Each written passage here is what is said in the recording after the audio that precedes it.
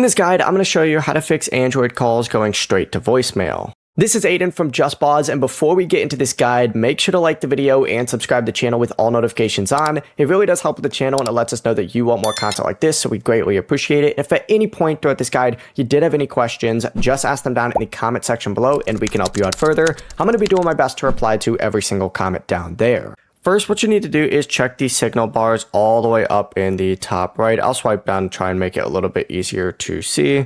But just make sure, of course, that you do have signal. If you have little to no signals, your calls are going to be sent straight to voicemail until your connection does approve. If you have a strong signal, what you're going to want to do is actually open up the phone app. Tap the three dots up in the top right. It's going to pull up with some options right here.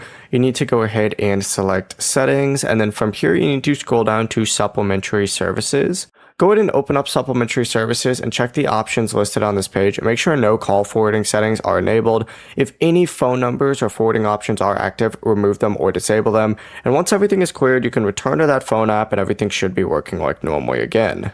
Before you do leave, make sure to like the video and subscribe to the channel with all notifications on. It really does help with the channel, and it lets us know that you want more content like this. We'd greatly appreciate it. And if at any point throughout this guide you did have any questions, just ask them down in the comment section below and we can help you out further. I'm going to be doing my best to reply to every single comment down there. Peace.